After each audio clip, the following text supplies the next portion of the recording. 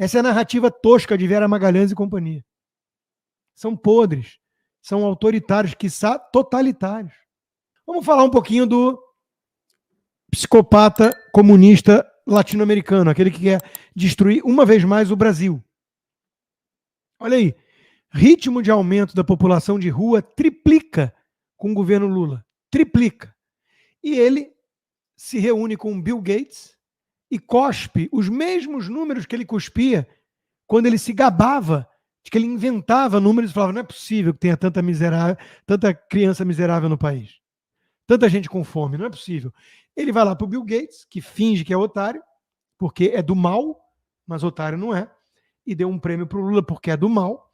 E o Lula vai lá e diz: nós encontramos um cenário de miséria total, 30 e tantas milhões de crianças com fome e tudo, e recuperamos o país. E os dados mostram algo bem diferente. Do começo do governo até julho desse ano, o número de famílias vivendo nas ruas do país passou de 194 mil para 291 mil. Quase 100 mil a mais. E são dados oficiais da Secretaria de Avaliação, Gestão e Informação do Cadastro Único, do Ministério de Desenvolvimento Social e Combate à Fome. Ou seja, está crescendo a população de rua. Na margem, olha o que está acontecendo, está acelerando o quadro de piora. E, claro, temos que lembrar o óbvio. O governo Lula não tem uma pandemia pela frente.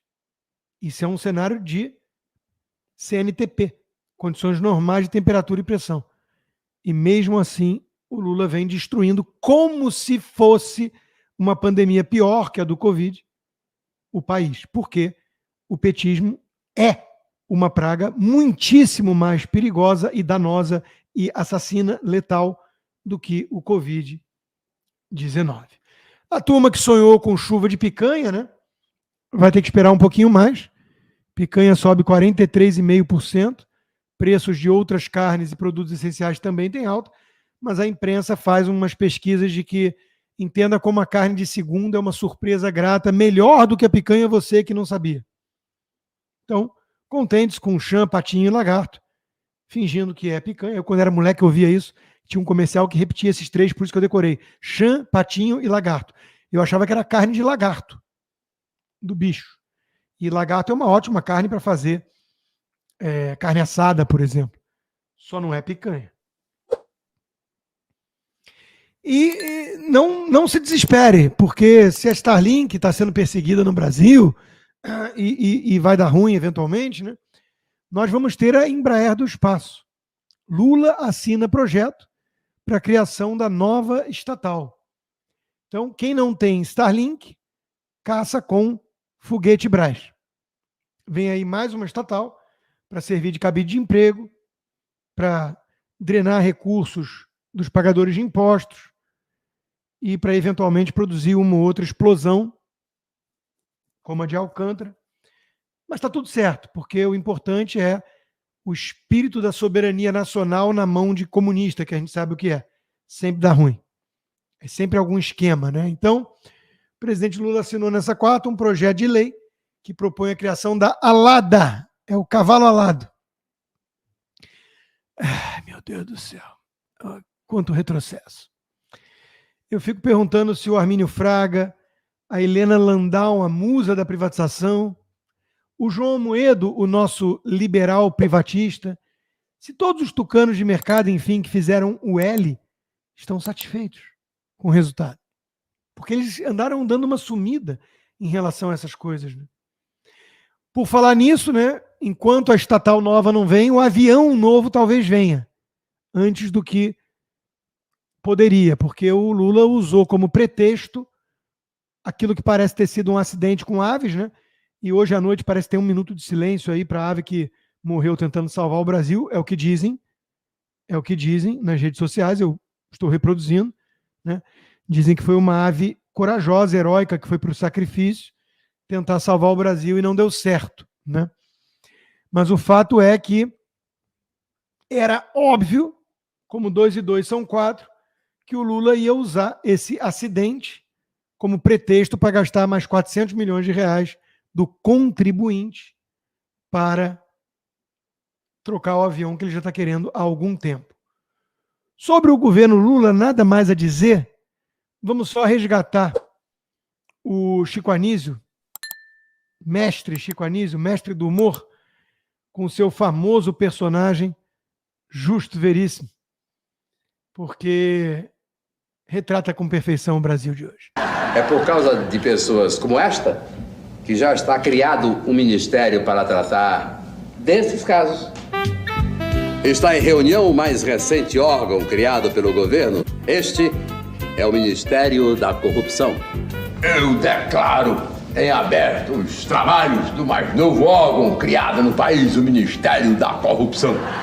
Agora em diante, a nossa função é organizar a roubalheira. De hoje pra frente, corrupto vai ter crachá. E haja crachá. Nós vamos ensinar só negar o imposto. E vamos mudar o símbolo.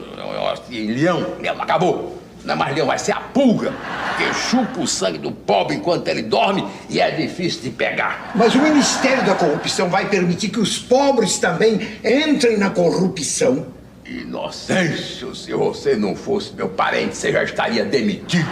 Então pobre pode entrar em corrupção. Corrupção é coisa pra rico. Pobre é ladruagem, roubalheira, afanação, 171 e vai pra cadeia, que é o lugar dele. E tem que pagar imposto pra encher os cofres e depois nós ir lá e... Seu Justo, aconteceu uma desgraça. As verbas que o senhor deu para a cozinha do Ministério foram roubadas. 4 milhões de cruzados roubados. Polícia! Vamos chamar a polícia! Chamem o Romeu Tuma. Vamos fazer uma CPI. Que CPI, que Romeu Tuma, que polícia, polícia é coisa pra pobre. CPI é drama com final feliz. Não quero saber mais de ouvir falar aqui em Romeu Tuma. Roubou? Tá roubado, acabou, não se fala mais nisso. Pronto, vamos roubar mais. Vamos lá, vamos para a ladruagem. Vamos todos pro achaque.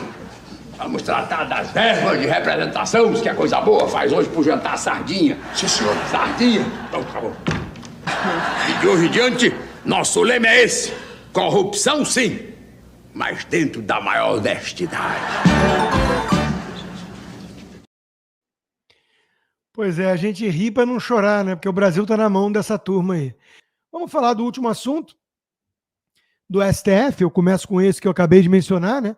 Para driblar a censura do Alexandre de Moraes, que está sempre dando um jeito de tentar interferir nas eleições. Ele quer salvar a democracia na cabeça tucana dele. Isso significa voltar ao teatro das tesouras. Tucanos e petistas fingindo que são opositores, né? Ele e o Dino fingindo que representam visões distintas no STF e sem espaço para ninguém de direita, até porque não tem, né? Porque o terrivelmente silencioso e o outro lado do Piauí, que a gente não sabe muito a que veio, não representam uma visão conservadora na corte. A gente sabe disso. Enquanto isso, o mestre Guzzo produz mais um artigo brilhante no Estadão. Faz sentido Sérgio Cabral solto e a cabeleireira Débora presa? Ex-governador do Rio, que disse roubar por compulsão, era um vício, né? Vive em liberdade. Débora, que escreveu Perdeu o Mané com um batom numa estátua da Justiça, está presa há 1 ano e meio, longe de 2 filhos pequenos. Isso é o Brasil. É um Brasil que corta o coração de qualquer pessoa decente. Eu confesso a vocês que antes de começar a live, eu estava zapeando pelo Twitter antigo e vi uma postagem do Fernão Lara Mesquita dizendo assim: imagens fortes, mas veja antes das eleições. E uma tentativa de assalto, o pai desesperado, falando, pelo amor de Deus, minha filha, deixa eu só tirar minha filha do carro. E o cara vai com a arma para cima dele, e ele, pelo amor de Deus, minha filha, e ele atira no pai. E a filha acaba, graças a Deus, pelo menos conseguindo fugir do carro, podia ter sido levada, e vê o pai estendido no chão com sangue, gritando papai, papai, papai. Eu quase não comecei a live. São imagens, eu tenho um filho dessa. Imagina meu filho vendo uma coisa dessas. Então, meus amigos, eu volto à estaca zero, né? A estaca zero. Não vamos perder de vista quem é o nosso inimigo. O nosso inimigo é a esquerda canalha. São esses comunistas, esse centrão fisiológico, esse sistema podre que chama de letalidade policial, o enfrentamento da polícia em relação à marginal. Essa turma, como Boulos, que passa pano para esse tipo de marginal. Não podemos esquecer jamais disso. Esse pessoal está destruindo o Brasil.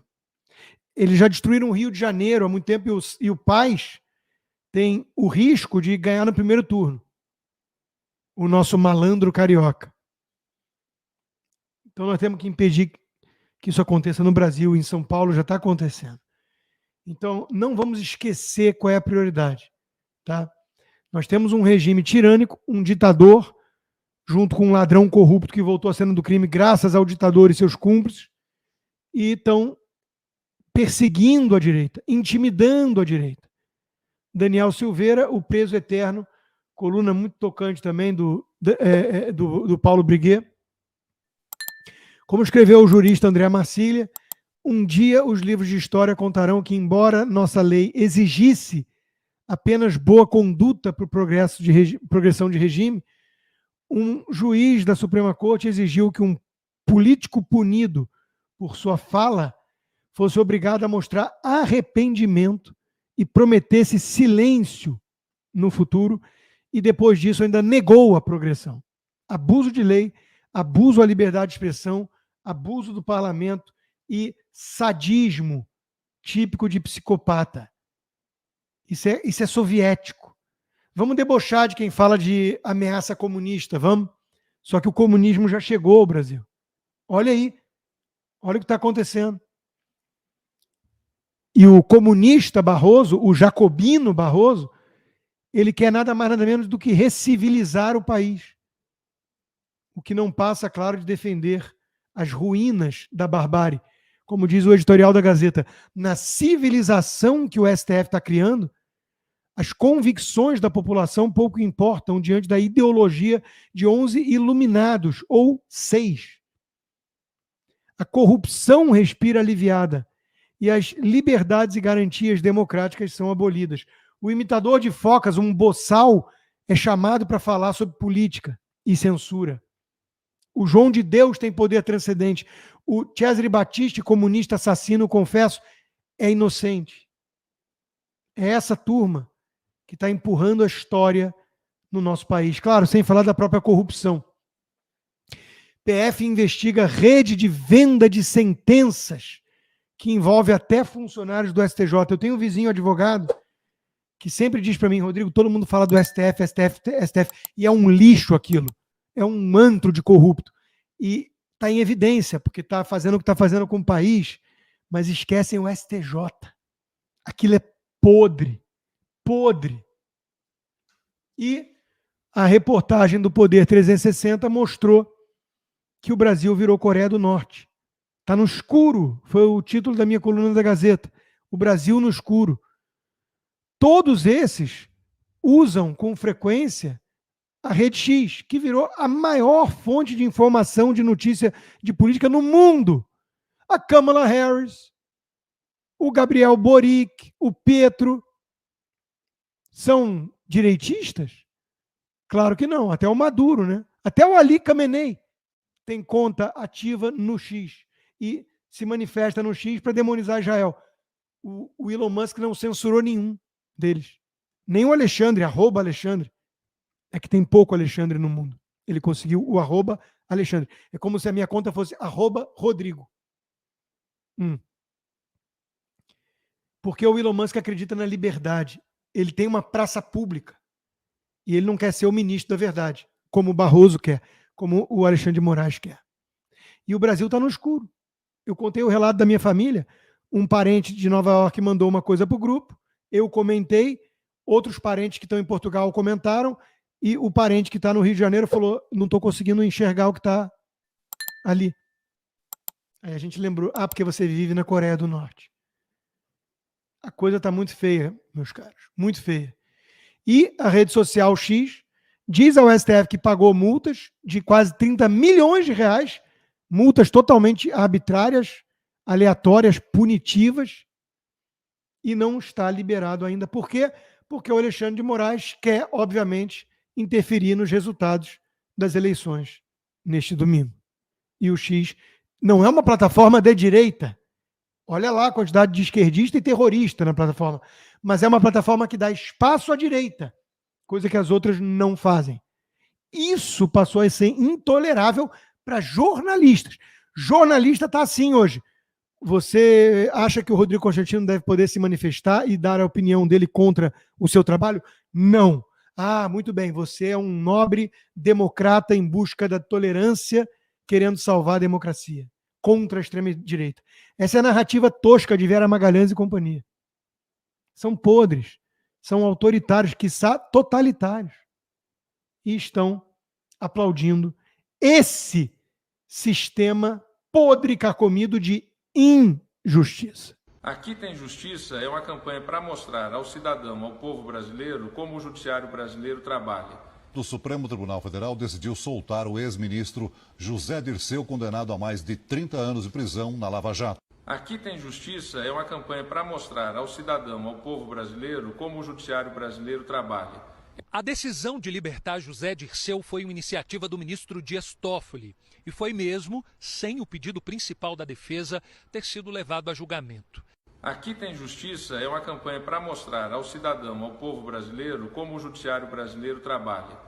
O ministro do Supremo, Gilmar Mendes, concedeu hoje habeas corpus para o irmão do ex-governador do Paraná, Beto Richa, e mais 7 presos em um desdobramento da Lava Jato. Aqui tem justiça é uma campanha para mostrar ao cidadão, ao povo brasileiro, como o judiciário brasileiro trabalha. É o poder judiciário que mais trabalha no mundo. Mais uma decisão polêmica envolvendo prisões em segunda instância. O ministro Marco Aurélio Mello mandou soltar um condenado por mandar matar a própria filha em 2001. Fixação no Supremo? Você não acredita na sua Suprema Corte? Não acredito. O ministro do Supremo Tribunal Federal, Marco Aurélio, decidiu ontem conceder liberdade ao traficante Elias Pereira da Silva, conhecido como Elias Maluco, e condenado pelo assassinato do jornalista Tim Lopes em 2002. Aqui tem justiça é uma campanha para mostrar ao cidadão, ao povo brasileiro, como o judiciário brasileiro trabalha. O ministro Gilmar Mendes manda soltar empresários presos em desdobramento da Operação Lava Jato no Rio. Os empresários Gustavo Estelita e Miguel Skin estavam presos desde agosto do ano passado. Aqui tem justiça é uma campanha para mostrar ao cidadão, ao povo brasileiro, como o judiciário brasileiro trabalha. O ministro Gilmar Mendes, do Supremo Tribunal Federal, mandou soltar mais 4 boleiros presos há um mês na Operação Câmbio e Desligo. Aqui tem justiça é uma campanha para mostrar ao cidadão, ao povo brasileiro, como o judiciário brasileiro trabalha. O Supremo Tribunal Federal censurou sites que publicaram reportagens sobre documento em que Marcelo Odebrecht cita o presidente da Corte, Dias Toffoli. Aqui tem justiça é uma campanha para mostrar ao cidadão, ao povo brasileiro, como o judiciário brasileiro trabalha. Ô Ibrahim, a gente vai sair daqui! Vai todo mundo embora! Foi pro Supremo!